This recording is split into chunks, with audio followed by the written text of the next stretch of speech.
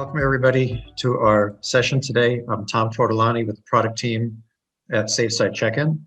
I'm joined by Kyle Peacock, one of our customers, CEO of Peacock Construction. And in the background, we've also got Siva from our team as well. He'll be taking a look at any of the questions that are posted in the chat, responding to those as we go along. By way of agenda, we're going to go through a few slides, talk about just some of the recent market dynamics, and then I'll do a demo of some of our latest product capabilities. Kyle will then do a little more of a recap with how he's using the product and some of the benefits he's gained from using SafeSite Check-in. And then at the end, we will reserve time for a question and answer session. So go ahead during the session, you can open up a chat, hopefully tool in your toolbar, post questions as we go along. Siva may try to answer those in the chat window as we go along, but at the end, we'll make sure that we go back and review any questions that were not answered and give you the opportunity to ask more as we go along. All right, so again, welcome, Kyle. I want to thank you for joining us today. You've been a customer of ours actually for almost a year, and appreciate having you as a customer. You've provided a lot of feedback to us and really enabled us to do a lot of improvements to the product. But before I start, I actually thought maybe we just talk a little bit about Peacock Construction, your company, your business, and just the the initial experience that led you to SafeSite Check-in. Thanks, Tom, and thank you for having me. Just a little background on us for everyone. We were founded in 1982. We do renovations of high-end commercial, healthcare, and life sciences facilities in the Greater Bay Area. We initially looked into SafeSite Check-in just to streamline all of the COVID protocols and requirements that were put in place that allowed us to get back to work last May. It becomes a massive paper issue if that's your solution. And so we were looking for some sort of technology option to help us with that. We also wanted to streamline the contact tracing, and we came across SafeSite Check-in, and it has been extremely useful for us. Prior to that, we were using paper. We collected a lot of paper, and we've been able to eliminate all of that.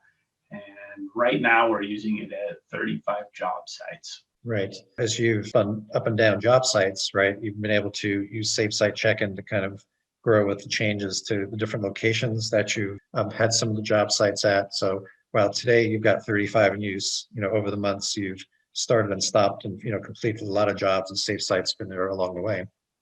Yep. Yeah, it's been very useful, and as commercial construction picks up, I hope we're adding job sites. All right. So with that, let's talk a little bit about a lot of the recent environment, specifically related to COVID.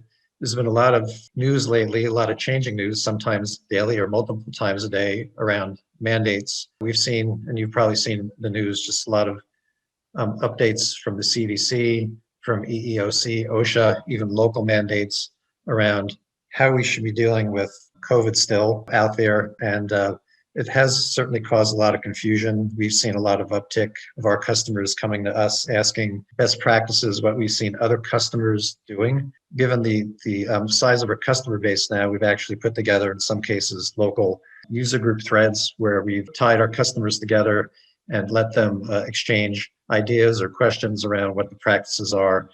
Some of these sometimes come down to legally, what are we actually allowed to ask, a visitor coming in regarding vaccinations? What are we really going to do about the masks? And so, at the end of the day, just been a lot of news and updates that have been, particularly in the last 2 weeks. I think the other thing that, in addition to the vaccination status, certainly as the country and more of the country becomes vaccinated, there's still a question of, well, to reach herd immunity, the idea is that you got to reach a certain percentage. Our country is not quite there yet.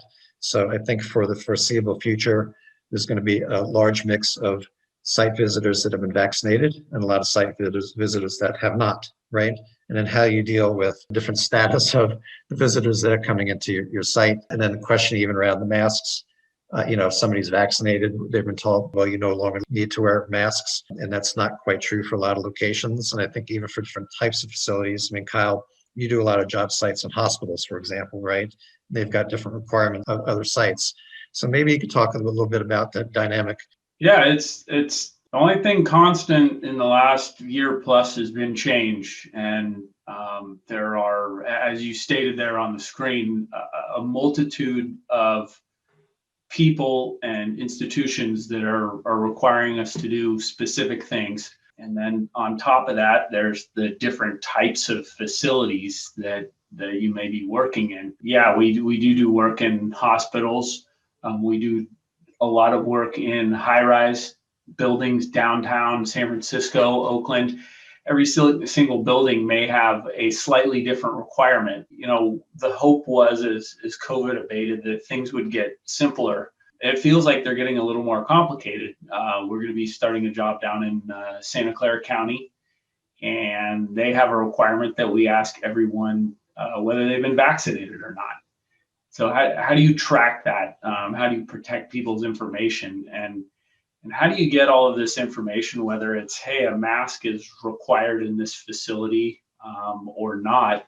I imagine that's going to be an issue coming up soon. I can see certain facilities, in particular hospitals, requiring masks for a long time, maybe forever. So just being able to remind workers that is a requirement in this facility. And you know, that's been something with safety, you know, forever. Every job site has a different requirement. And so how do you ensure that everyone on that specific job site is following what needs to happen on that job for everybody to be safe? So having something flexible like SafeSite and some of the changes you guys are making it's huge. It's incredibly helpful in staying nimble with all these changes. Yeah, that's a good point. It's not only keeping on top of, you know, what's today's mandate and in my location, what do I need to worry about? But it's also an issue if you're still trying to use a paper log or even use a form. We have a lot of customers that initially were using Google Forms or SurveyMonkey or some other way to try and do this, but just you know, think about how if you didn't have SafeSite check-in, just multiplying the complexity with now you've got to manage and create different forms that you have to have at different sites. That's just a big multiplier on the burden that you've got to kind of assume and try and manage and track, right? Yep, it's been very helpful for all of that. So let me talk a little bit about on the product side. Over the months, we continue to do a lot of improvements to the product. Our goal has really been to try and make it very easy for non-technical users of our app to go in, set up their sites, and really now customize the application to collect the information that's relevant for either health mandates or just things for your overall business. So being able to know, track who, when, where, what people are doing at your job location is really what the system has really evolved to. So customizing it really where you can control what types of contact information you want to collect, what types of questions you want to ask, what types of terms you want to present. We have a lot of customers now that are doing things like, as part of the terms, putting in liability waiver documents, COVID policy documents, safety training videos that they want their visitors to acknowledge that they've watched as they come into a site. And even things like the badge information. When you go through our application, we do have a badge that we generate as part of the app, and putting instructions and other information on there, we've also made quite easy to do. And we've also found that you might actually have to vary these by site, you know, as we've talked about, for different reasons. And also being able to track and ask different questions and present different information for different types of users. So you might want to treat your employees as they check into a site different than a subcontractor or different than an inspector or somebody doing a delivery.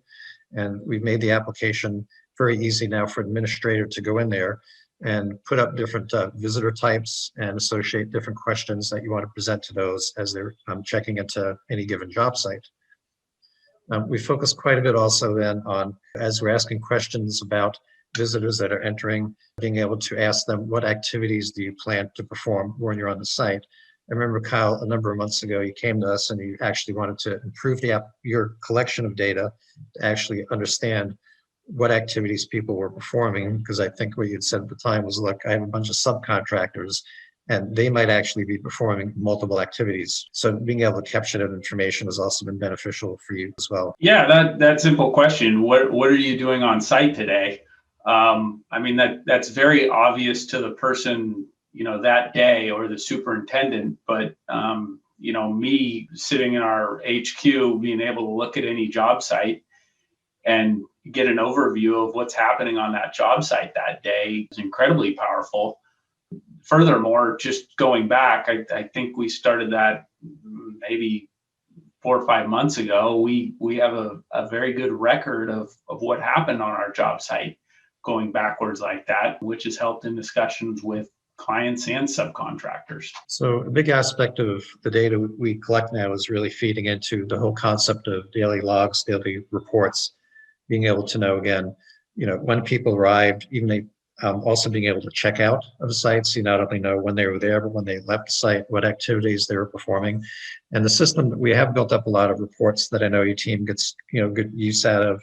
We have a lot of customers that, as part of their daily log reporting, that they actually take a lot of the information from our system and then feed that into other applications. But then what we're also working on, that you'll see hopefully in the upcoming week or two, is not only do your employees have the ability to go in and look at a lot of this great data that's part of our application, we're also going to automate just sending out a weekly email to all of you supervisors and admins, just showing the weekly kind of activity for all of you subcontractors, how many people are actually on site by day, for example, for the past week. And I've got some examples. I'll show that just momentarily here. Talked a little bit about the site safety aspect of it. As you have visitors come in, being able to actually present video links. We also see a big uptick in some of our customers wanting to do more from the safety point of view. So things like broadcast alerting. Since our system knows who's on the location, typically we have their mobile phone number as they check in. Then we've been asked to do things like, make it easy for a site supervisor or administrator to quickly broadcast out some alert, maybe some emergency, maybe something's happened where you need to notify everybody that's currently checked into that location that something has happened and they need to respond to it. These are things that we continue to add and improve just for the overall ability to manage a site and all the safety and activity around it. So I want to just give you an example when we talk about different visitor types and the types of information that you might require, or terms or things you might want to collect. Here are a few of the examples. So the system now can be very easily set up when somebody checks in to identify themselves as an employee or a subcontractor, the delivery person. And based on who they identify themselves at, you might want to collect different information, right? So for your employee, perhaps you want to grab the employee number. For a subcontractor, you want to know what company they're with. We make it easy now to actually pick from a list of the approved contractors that are at the location. And for delivery guy, it might be something totally different. It might be putting together a list of the items that are being delivered at the time. Other visitors, the application also can notify hosts that somebody's arrived on the site. And then there might be instructions, right, based on the fact that they're a different type of visitor that comes in. They might be told on their badge, wait for your host to escort you, and different terms as well. So you might have different liability terms, different videos that you expect these different visitors to be able to see as part of that process and acknowledge that they've actually seen or agreed to the content. Even for delivery person, being able to say on their badge, go ahead and proceed to this particular location, instructions on how to deliver the materials. It's something that's very easy now to do and set up in the application. And then even for the vaccination types. So Kyle had mentioned that he's about to have a location in Santa Clara, which is the San Jose area here in California. They a few weeks ago had put out a mandate that they want all the visitors coming into the job sites to identify their vaccination status. And there's really 4 or 5 different statuses that they wanted the visitor. One is, whether the visitor is fully vaccinated, meaning they've received all their shots and it's been more than 2 weeks, whether they're not vaccinated at all, whether they're in some partial state of vaccination or about to be vaccinated. And then they also give them the ability to opt out if they decline to answer as well. So based on the response the user has on the vaccination status, there again might be different terms or information you want to present around, vaccination policies. And on the badge itself, we can actually display the status as well. So if over time somebody says that your vaccinated visitors don't need to have a mask anymore, well, you can very quickly look at their badge to make sure that they've identified as being vaccinated or not. Okay, Kyle, I'm going to switch here to a demo. I don't know if you got any other thoughts before I switch over. I just think this really, I mean, you can solve anything with a paper form. It's just the time involved in doing that. And, you know, how can you streamline this, and how can you have some control over it from a centralized location? You know, that's always the challenge. And this type of solution gives us the ability to do that in a simple way. And that site control, I mean, that's been helpful. And, you know, the Santa Clara requirement, whatever the requirement is, it's doable with this system. So just having that partnership's been nice throughout COVID. Okay, so I've switched to actually showing our application. What I'm showing you here is a web page that typically an administrator at a company like Kyle's would use to create and manage sites, and also customize the application for different types of information that's gathered as part of a check-in. So here you see, based on the fact I'm an administrator, I've signed into the app. I see the list of all the job sites for a fictitious company called Foggy Bay. And you then can very quickly click and take a look at all the activity that's happening on those sites. But before we do that, I'm going to show you the ability to customize. In our product, we have a lot of built-in defaults that you get out of the box. And if our defaults meet your business needs, you're done. You don't need to do anything. You get these as part of creating a site and checking in. If you want to modify that to meet your business need, then it's very easy to come in here and add more visitor types, more flows, and modify the content here. So for example, you'll see a number of visitor types that are defined as part of the application. And then very quickly, you can see what sites these are actually applied to. So, you know, in this application, we've got a default visitor flow, and right now that's actually enabled for all sites. But then, you know, for the different states of vaccination, partially vaccinated, not vaccinated, you also see that those might actually just be relevant for certain sites within your overall geographies that you serve. And then you can also very quickly click and then see what sites this particular visitor type actually applies to. And we'll take a quick look. For example, let's look at, for example, if we got a delivery person as one of the flows. So with this, you decide which questions you want to ask your visitors when they come in. In this case, it'll be, I want to collect certain contact information for that person that scans a QR code when they come into the site. And you can very quickly enable or disable questions you want to ask.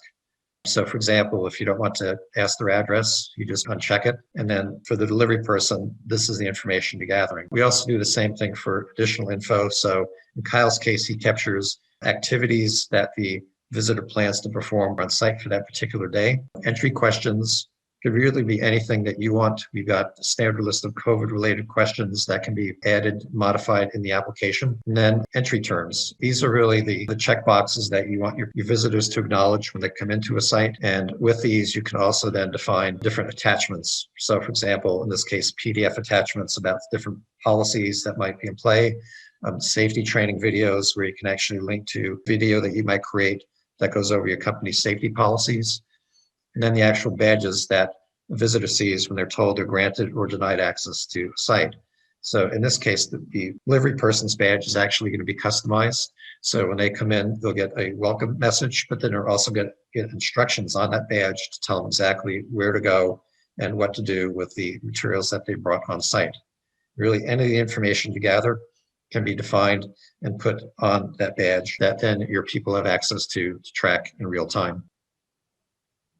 So let me go through an example of if you have these different visitor types set up in the app, exactly what your visitors will see. So in the app, you have real-time access to all the visitors over time. So as people are checking into the site, your supervisors, your admins can actually see who's checked in, what information are they providing as part of that check-in process. If you also have enabled the ability for them to check out, it'll also record that information as well. I can very quickly click on any of these and then see all of their contact details they provide as part of the check-in process. And you can also do this over time. So today I'm showing you just today's check-ins, but you can do it for yesterday, the last 30 days, and so on. What I'll do for this particular location is at the job location, we've got a QR code that a visitor scans on their smartphone to start the process of checking in. From the admin app, I'm just going to go ahead and kick that process off so you can see exactly what the visitor is going to see when they check in. Because I set up a different set of questions and different visitor types, or in this case, vaccination status. They're asked to identify what their vaccination status is. Let's say, for example, they choose to say, okay, I'm partially vaccinated. Then based on that response, they might be presented with different types of information they need to fill in. In this case, it's my basic contact information. It's going to ask basic questions around COVID. Again, these can be customized. In this case, this is a custom question that we've added. You can remove those questions as they no longer become valid. And then once they've done that, then the final step would be to acknowledge different terms that you expect, particularly if they're identifying as not being vaccinated or partially vaccinated. Then it might be you need to tell them that they definitely need to wear the face mask, continue to do the distancing protocol because they're not fully vaccinated. You could word these any way you want that makes sense for your business. And then they also have the ability to open up different documents or training videos as part of the process.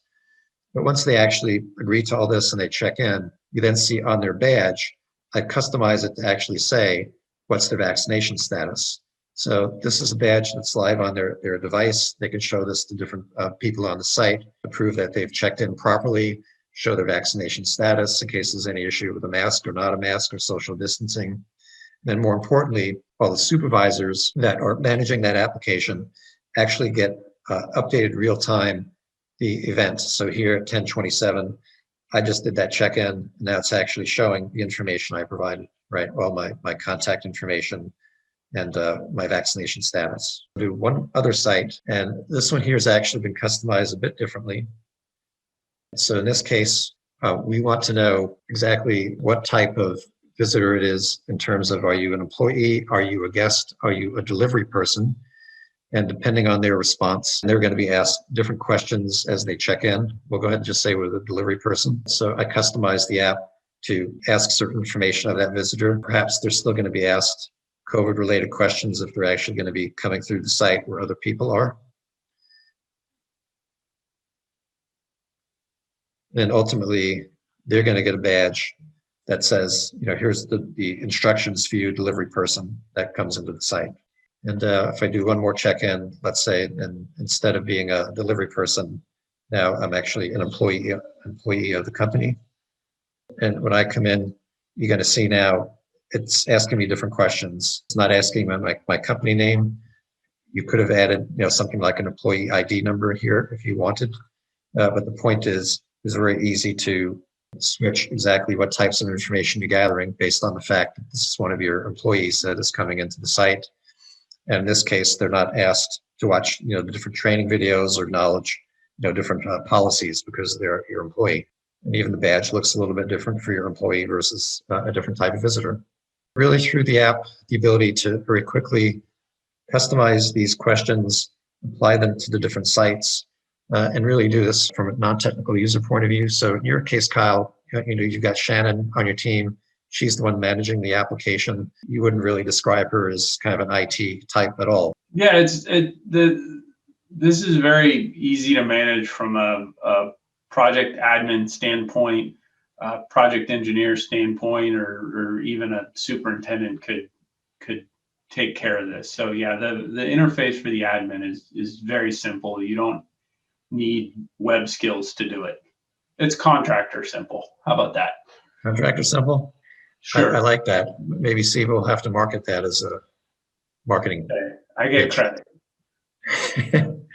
I'll point out the other thing is because we're gathering a lot of this great data in the application, we've got a whole catalog of dashboards and reports that show activity over time. And I'll show you just a few other ones. So for example, here, this is our company daily log.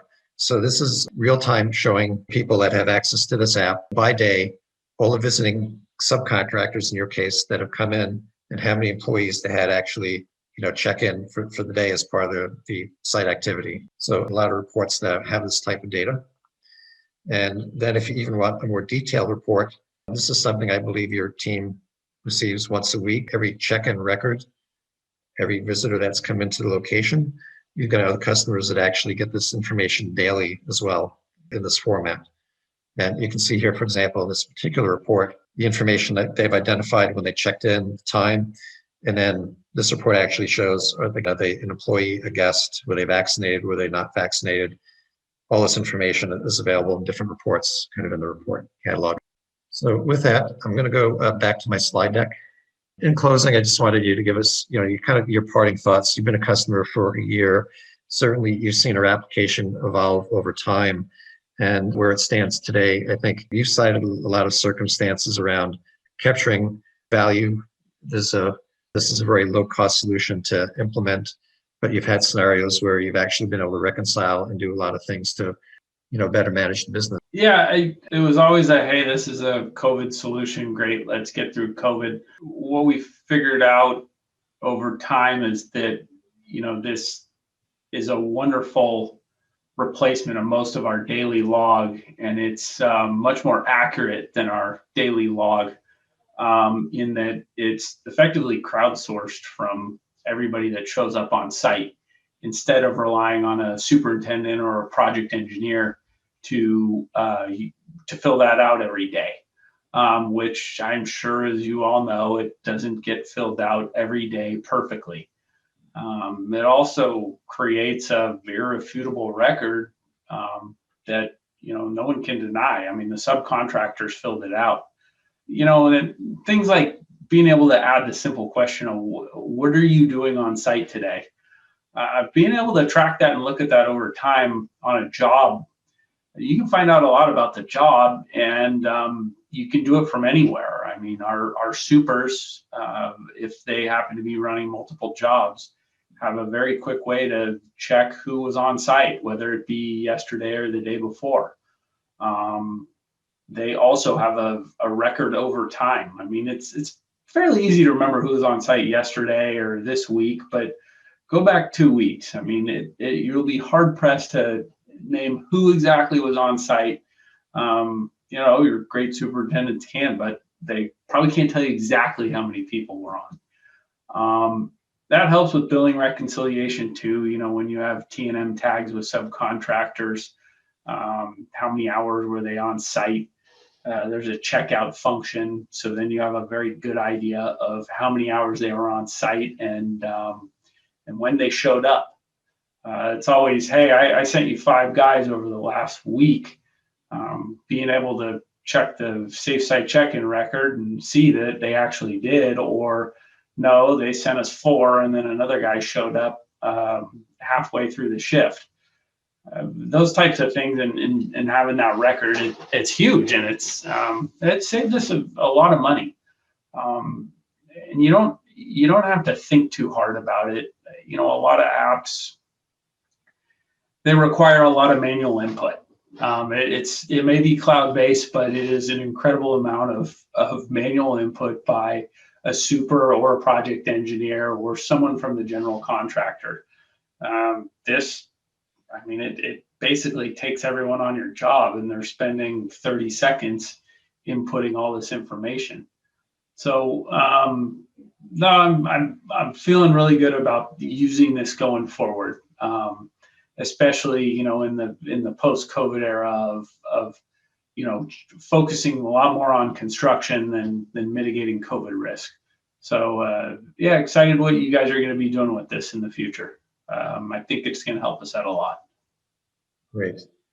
Well, with that, I'm going to thank you again, Kyle, for participating in today's session. We're going to stay in line for some time here. If there are any questions in the background that Siva did not get to, more than happy to open that up.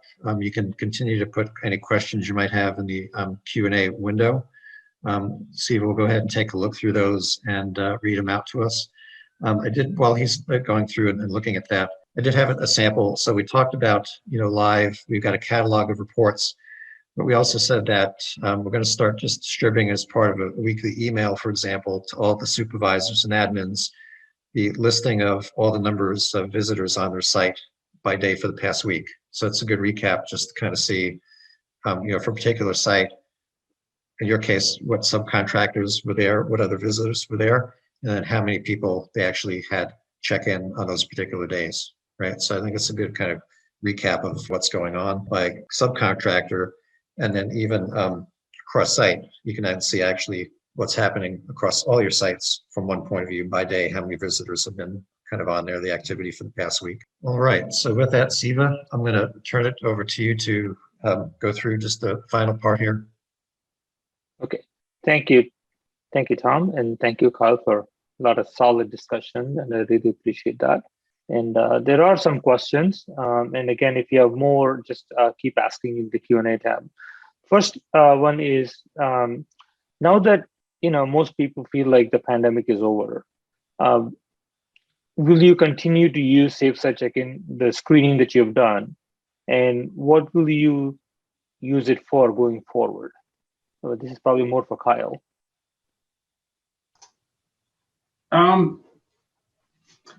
Yeah, I mean, the COVID requirements are still in place. I don't know when those are going to end. There's this discussion of June 15th, something happening in California, but then you have the individual counties. On top of that, you're going to have whatever the building or facility requirements are. But a lot of the stuff I just spoke about with regards to tracking what subcontractors were on site, how many of them, what they did, when they showed up. Yeah, I do plan on using this. It gives us a lot of visibility. I mean, you can check who's on your job site from anywhere in the world. That's very nice. The one thing you mentioned, I love that word, contractor simple, right? So how is that a big deal for you in the sense that, construction industry, there's a lot of training required, those kinds of things. How is it being a tool that doesn't require pretty much any training for people to manage it on their own, implement it? What does it mean for you? For you as a CEO, leader, and also like for the project managers who have to use it every day, superintendents, people like that on the job site? Yeah, it means saving a lot of time and money. A lot of software packages require a lot of implementation and training that you don't necessarily know about when you sign on the dotted line. This was very easy to implement and train people on. I mean, it needs to be just because who's using it? Well, it's everybody from office people to every single person that's checking into your job site. So they can't have a lot of prior knowledge and training. And then, hey, no one, we build things. I don't want to spend my time learning a new software program. That just means more money down the drain. So the easier these things are to implement and roll out, the more time we can spend actually building projects. On that point, what do you expect a typical superintendent? You mentioned before they had to enter data into like who's on the job site, how many people, those kinds of things, they had to enter manually, or they don't sometimes, or they may do it once a week, kind of going by, yeah, I saw 3 people there, that kind of stuff, right? What do you think has done for your teams on the job site from that data being there? Because everybody's checking in, everybody's using a QR code, no paper to fill out, no papers to get lost. So what has it meant for you guys on a job site? Elaborate on what you mentioned earlier. It means we don't have to worry about that function. I mean, same thing, we can focus on building as opposed to tracking who's on site. We have a really accurate record of that as well. And we haven't had to quote, beat up superintendents to make sure they do that portion of the daily log. It's taken care of, so that's nice. Cool. Now, you touched upon this. What does it meant for you to be able to track your subcontractors on the job site? Because in the prior year, superintendents had to do that, or people checking in had to do that. They self-reported. Do you run into situations where they say, "Hey, did that sub show up? How many people from that sub showed up on the job site?" Do you guys do that? Yeah, I mean, one example was, we got an invoice for some bushing or grinding of some floors to prep for tile work in a bathroom. And, they said they had 4 guys all day on a Saturday, and it was a lot more money than everyone expected, the client and us. And then we checked the records, and they had 2 guys, and then another guy showed up, halfway through the shift. And It was good, honest sub, and he said, "Hey, this is what my time card said," and so we had a discussion about it. Just having the record and being able to go back and look at it, and have an open, transparent discussion with the sub about their production is important, because a lot of times the subs don't know what's going on exactly on their job sites. So this has been helpful in resolving a lot of issues along those lines. So talk to me about the economics of it. I know a lot of people say, yeah, it's software based. It's got to cost a lot. I'm not factoring in things like training, those kinds of things. Just talk to the economics of how it's worked out for you. Well, we were with COVID check-in, we were figuring, it's about 2 total hours of trade labor per site. That was all the admin time of organizing the paper, getting the people actually filling everything out, the superintendent, foreman, or COVID supervisor, whoever you utilize for that, making sure they filled it all out, getting everybody properly checked in. So we were figuring 2 hours of trade labor. Now I estimate it's roughly 30 seconds per person to check in. And it's almost totally eliminated our admin time. So, and it's scalable over your job site. As Tom showed on the admin function, you can put that in and set your functions for each site, or all your sites, and you're done. So it makes it very easy to manage from a HQ administrative standpoint. So next question, I'll start with Kyle, and Tom, you want to pick this up. So some of this data actually lives in systems like Procore, right? In typical construction companies, from a project management standpoint or project delivery standpoint. So how do you see this data either connecting to that or being part of that? You talked about daily logs or daily reports. Do you connect the two? Do you use them two together, or you use this as a backup to what's in Procore, or kind of like a validation of that? Talk me through that, because most construction companies have some kind of a project management or a project delivery system. Yeah, we do use certain functions of Procore for, I'll say, parts of the daily log, because that's where that information lives. And Procore does have a daily log function. The challenge with it is exactly as I had. You're relying on a superintendent or a project engineer or someone on site to input all of that information. And even though it's on a computer, it's still manual input. Whereas this right now, it's all done via everyone that showed up on site. So it's very quick. You guys have been talking about potentially integrating with Procore at some time, but for now, we just keep it on the safe site and then download the logs when we need to. Yeah, I've also seen other customers that you can get log files out of our system every day, and they basically just attach them into whatever other application they are that kind of tracking the overall progress.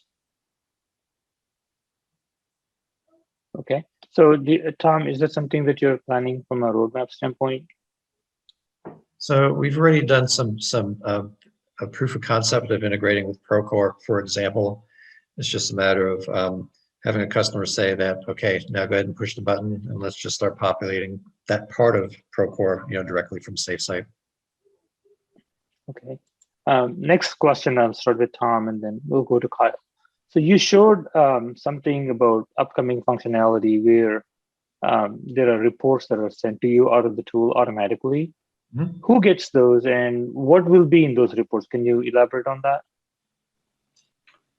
Sure. So part of the application, we actually do have the ability to schedule and send content out to really anybody that you want in a distribution list.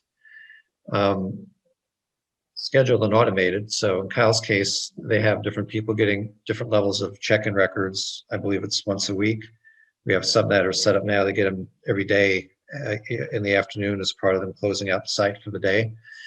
And then the automated email stuff that we want to put in would basically be sent to all of the users that are defined as part of the Safe Site application. So anybody that's the site, supervisor, safety officer, superintendent, the admins, they'll all automatically get sent to their email a few of the sample reports I had shown on a weekly basis. So it's really flexible, either the people already that are defined in the app or the ability to also send it to others as well. I think, Kyle, even in your case, at least at one point, I think some of your property owners were looking to get some of that log file information sent to them directly as well. And we make that easy to do in the app. Yep. Yeah, we have a couple clients that it gets sent to. And then obviously the people within the office. Yeah, really helpful. I mean, again, that's the transparency side of it. The clients appreciate that. They like being able to see a quick snapshot of who was on site and when. It's helpful helps them sleep at night knowing their project's running well and everybody's showing up when they're supposed to. So one of our customers recently mentioned that she goes in and looks at these reports regularly and finds out that there are subs or vendors that showed up on a job site that they hadn't planned for. Does that happen to you? Like, oh, who are these guys? Where did these guys come from? Because the superintendent was like, I need something done. Whatever happened, I'll just bring these guys into the job site. They do that. And then they're like, okay, this company was not part of the approved list or whatever. I'm just going to say our jobs are perfectly run and that never happens. We're never surprised when a sub shows up when they're not supposed to. Yeah, it happens every now and then. And so, yeah, it's good to know when that happens. Okay. One of the things, Kyle, this is for you. You mentioned that you also do some healthcare work. Are there requirements that are different for those clients? Do they have different expectations? And will you be sharing some of this data with them? Yeah, they do have different requirements in terms of how you're going to operate within their facility. The COVID requirements are very similar, so that doesn't change. But what will change is, what type of safety measures you need to take, and explaining to the people coming on site where they're working, and simple things like noise requirements are different in the hospital. They're almost the opposite on when you can make noise and when you can't versus an office building. So being able to explain that to people as they're coming on site is very important. The old way is, an email sent to every subcontractor, and you're just hoping that gets dissipated down to all of their workers, the people that might be making the noise. So just being able to explain to everybody, hey, in the check-in process, there's a sensitive area next door, minimize noise. That'd be a very useful case. Okay. No more questions here in the Q&A button. And then, so we'll start with Tom and close out with Kyle. Parting thoughts, last words, Tom? I wanted to thank Kyle again for participating in today's session.